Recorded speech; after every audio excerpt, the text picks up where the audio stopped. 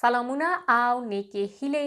په دې ویډیو کې زه تاسو سره اوه سوداګري مفکورې یا بزنس آیډیاز شریکوم چې تاسو کولای شئ دا د خپل د سوداګري یا تجارت پیل کولو لپاره وکاروئ. زه باید د یادونه وکړم چې ما دغه سوداګریز مفکورې یا بزنس آیډیا د دې لپاره ټاکلي دي او غوره کړي دي ځکه چې دا په بشپړ ډول په افغانستان کې د پلي کولو یا عملي کولو وړ دی. یعنی تاسو کولای شئ چې د همدغو آیډیاګانو یا مفکورو نه یو انتخاب کړئ او خپل تجارت ورسره شروع کړئ.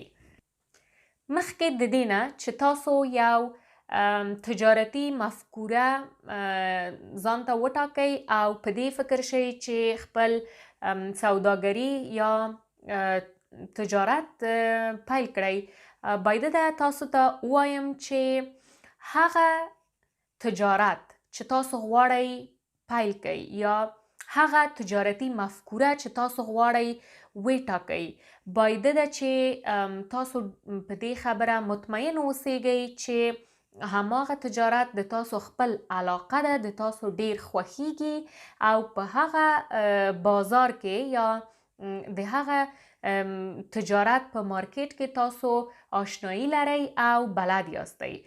ځکه چې کله چې موږ یو سوداګري یا تجارت شروع کوو نو ډیرو ستونزو سره مخامخ کیږو او که هغه تجارت چې موږ هغه سره کار کوو هغه سره موږ مینه ونه لرو نو ډیر زیات سخت کیږي موږ ته چې خپل دغه تجارت یا سوداګري مخکې ویسو. نو دلته دا د سوداګري اوه تجارتي مفکورې چې زه تاسو سره شریکوم.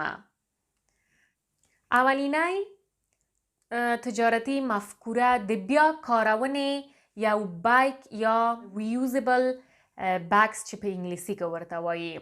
څنګه چې موږ تاسو پوهیږو پلاستیک د موږ د چاپیریال او زموږ د روغتیا لپاره ښه نه دی.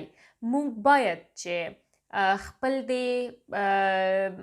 محیط او خپل د شاوخوا په فکر کې اوسیږو او د همدغه لپاره موږ کولای شو چې یا د کاغذ نه او یا هم د تکې نه داسې بیکونه یا داسې خلطې جوړې کړو چې څو ځلې د هغه نه استفاده وشي، د دې نه چې پلاستیکي خلطې واخلو او بیا یې واچوو او خپل محیط ته هم ضرر ورسوو.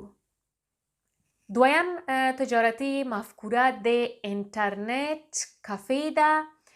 زه پوهیږم چې په کابل ښار کې ډیر انټرنیټ کافېګانې ډیر زیات شتون لري، شته دي.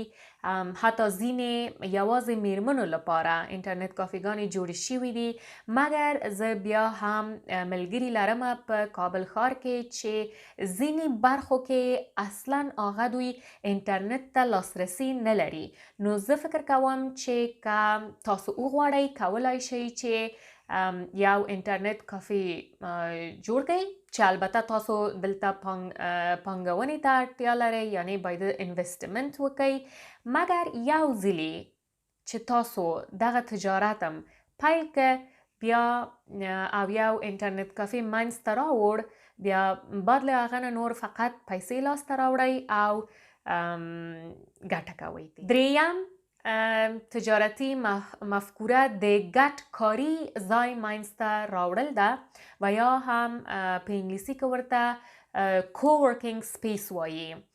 په هغه ساحو کې چیرته چې مختلف دولتي او یا هم شخصي سازمانونه وجود لري، تعلیمي ادارې دي او یا هم پوهنتونونه شته دي، تاسو کولای شئ چې دلته یو کوورکینګ سپیس یا یو ګډکاري ځای رامنځته راوړئ چیرته چې د دغه سازمانو او دفترونو کارمندان یا هم د پوهنتون زده کوونکي کولای شي چې راشي او دوی خپل کار هغلته مخې ته ویسي یا خپل کارخانگی وکړي، خپل درسونه ووایي او یا هم خپل دفتري کارونه سرته ویسي او د دې په مقابل کې دوی تاسو ته پیسې درکړي.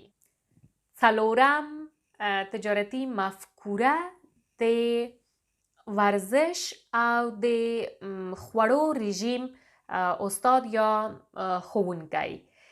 زه پوهیږم چې په دغه بازار کې هم په ټوله دنیا کې هم په افغانستان کې هم د افغانستان نه باندې ډیر زیات علاقه وجود لري او دا بازار تاسو کولای شئ چې هم آفلاین پکې تجارت ځان ته جوړ کړئ او هم آنلاین.